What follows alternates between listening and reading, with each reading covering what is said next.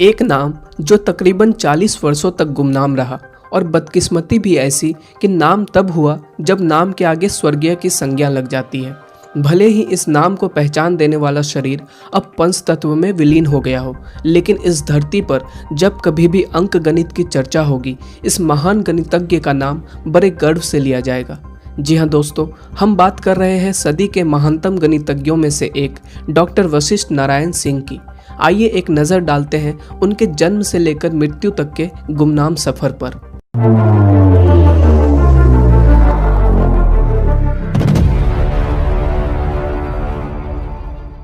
वशिष्ठ नारायण सिंह का जन्म बिहार के भोजपुर जिला के आरा शहर से 12 किलोमीटर दूर 2 अप्रैल 1942 को बसंतपुर नामक एक गांव में हुआ था।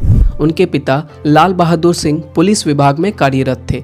आर्थिक रूप से गरीब परिवार में जन्मे वशिष्ठ जी बचपन से ही विलक्षण प्रतिभा के धनी थे। 5 भाई बहनों के परिवार में आर्थिक तंगी हमेशा डेरा जमाए रहती थी, लेकिन इससे उनकी प्रतिभा पर कोई असर नहीं पड़ा। रांची से लगभग 160 किलोमीटर दूर नेतरहाट विद्यालय में 6ठी क्लास में उनका दाखिला हो गया। इसके बाद उन्होंने कभी पीछे पलटकर नहीं देखा। एक गरीब घर का लड़का हर कक्षा में कामयाबी की एक नई इबारत लिख रहा था। अपनी विलक्षण प्रतिभा का प्रदर्शन करते हुए सन 1962 में न सिर्फ उन्होंने मैट्रिक की परीक्षा पास की, बल्कि वो उस समय के संयुक्त बिहार के स्टेट टॉपर भी बने। इसके बाद वो पटना आ गए और पटना साइंस कॉलेज में एडमिशन ले लिया और मैथमेटिक्स ऑनर्स से बैचलर ऑफ साइंस की पढ़ाई करने लगे। यहाँ से उनका नाता गणित के साथ और भी गहरा होता गया। गणित से उन्हें ऐसा लगाव हो गया था कि अपने कॉलेज में गलत पढ़ाने पर वे अक्सर अपने गणित के शिक्षक को टोक देते थे। इस बात की भनक जब कॉलेज के प्रिंसिपल को लगी, तब उन्होंने सोचा कि अगर ये लड़का इतना ही होनहार है तो क्यों ना इसकी अलग से एक परीक्षा ले ली जाए। मजे की बात यह है कि इस परीक्षा में वशिष्ठ जी सारे रिकॉर्ड तोड़ दिए। एक बार की बात है, जब वशिष्ठ जी पटना साइंस कॉलेज में पढ़ रहे थे, तब वहां मैथ्स के एक कॉन्फ्रेंस में कैलिफोर्निया यूनिवर्सिटी के प्रोफेसर जॉन कैली आए हुए थे। प्रोफेसर कैली ने वहां मौजूद सभी छात्रों को गणित के 5 जटिल सवाल दिए। यहाँ भी अपनी प्रतिभा का परिचय देते हुए वशिष्ठ जी ने 5 सवालों का जवाब दे दिया, वो भी अलग अलग तरीकों से। इस बात से प्रोफेसर कैली बहुत प्रभावित हुए। कैली उनकी प्रतिभा को परख कर 1965 में उन्हें अपने साथ अमेरिका ले गए। वहाँ प्रोफेसर कैली की देखरेख में उन्होंने 1969 में कैलिफोर्निया विश्वविद्यालय से गणित में पीएचडी की और अब वे वशिष्ठ नारायण से डॉक्टर वशिष्ठ नारायण सिंह बन चुके थे। इसके बाद उन्होंने वॉशिंगटन विश्वविद्यालय में बतौर एसोसिएट प्रोफेसर काम किया। इसी दौरान उन्हें नासा में भी काम करने का मौका मिला। यहाँ भी वशिष्ठ जी की काबिलियत ने लोगों को हैरान कर दिया। बताया जाता है कि नासा के द्वारा पहली बार चांद पर इंसान को भेजने वाले मिशन अपोलो की लॉन्चिंग से पहले अचानक 31 कंप्यूटर्स ने काम करना बंद कर दिया था। तब वशिष्ठ जी वहीं मौजूद थे। उन्होंने कागज पर ही कैलकुलेशन करना शुरू कर दिया और जब कंप्यूटर्स ठीक हुए तब उनका और कंप्यूटर्स का कैलकुलेशन एक ही था। उन्होंने गणित की दुनिया में कई ऐसे कारनामे किए जिनकी वजह से उन्हें इस सांसारिक जगत में बहुत ख्याति प्राप्त हुई। वशिष्ठ जी ने आइंस्टीन के थ्योरी ऑफ रिलेटिविटी E=mc² यानी कि सापेक्षता सिद्धांत को भी चैलेंज किया था। साथ ही गॉस थ्योरी पर भी सवाल उठाए थे। साइकिल वेक्टर स्पेस थ्योरी पर किए गए उनके शोध कार्य ने उन्हें भारत के साथ साथ पूरे विश्व में बहुत प्रसिद्धि दिलाई। यहीं से उनकी प्रतिभा का लोहा दुनिया ने मानना शुरू कर दिया। एक बार एक कार्यक्रम के दौरान डीएम ने कई दफ़ा जब आइंस्टीन का नाम लिया तो वह काफ़ी भड़क गए और डीएम को बीच में ही अपनी बात खत्म करनी पड़ी। वशिष्ठ जी नहीं चाहते थे कि बार बार आइंस्टीन के संदर्भ में उनका नाम लिया जाए।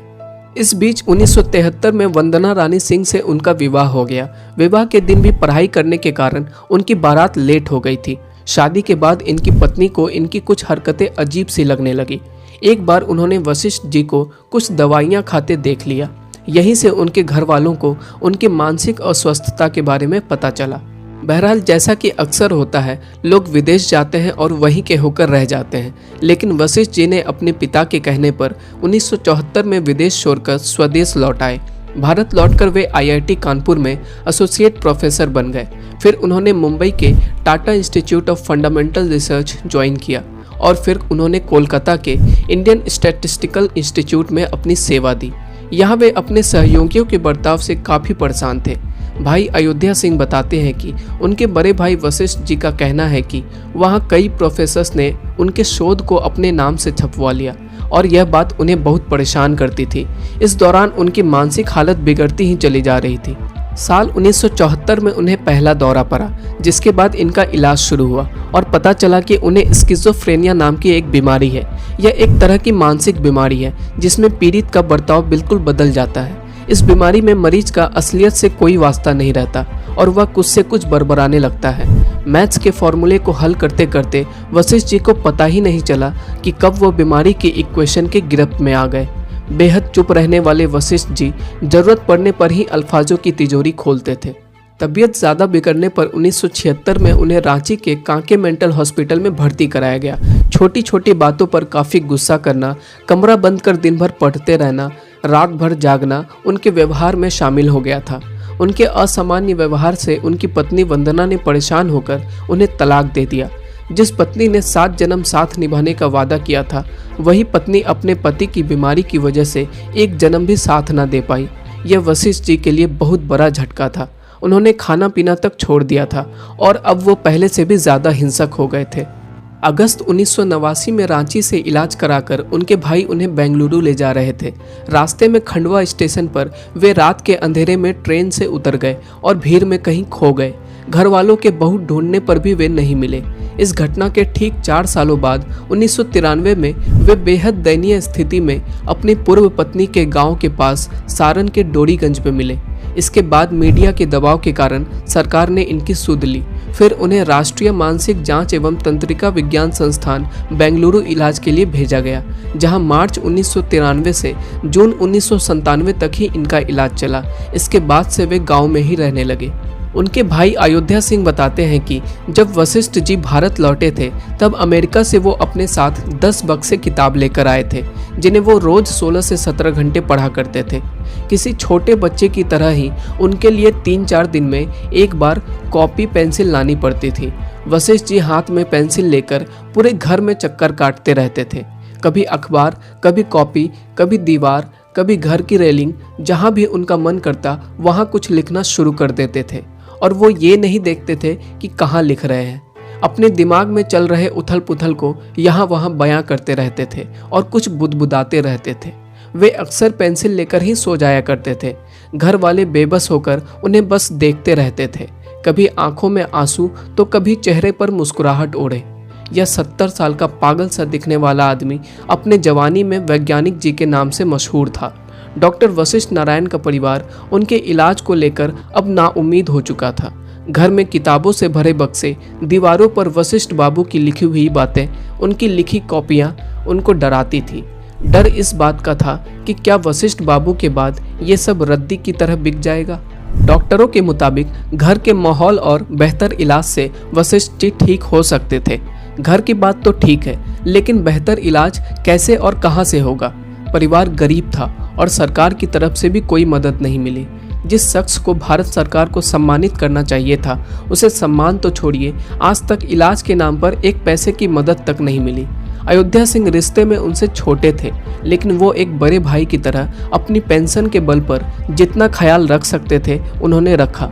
दुख से दूर वशिष्ठ जी जब थोड़ा बेहतर महसूस करते थे तो उन साजों को छेड़ते थे जो उनके दिमाग की नसों में सुकून को दौड़ा देती थी। वो तबला, बांसुरी और हारमोनियम भी बजाते थे।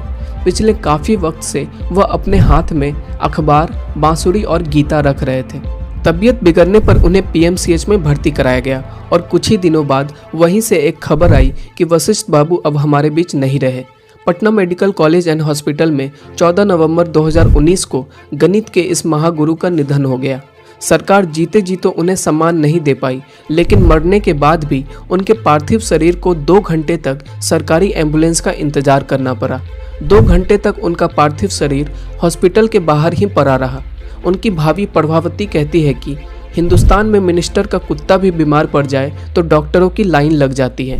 ये पागल खुद नहीं बने, समाज ने इन्हें पागल बना दिया। दोस्तों, आपको भी ये बात माननी पड़ेगी, कहीं ना कहीं ये हमारे देश की विडंबना है और एक कटु सत्य भी जिसे आप झुठला नहीं सकते।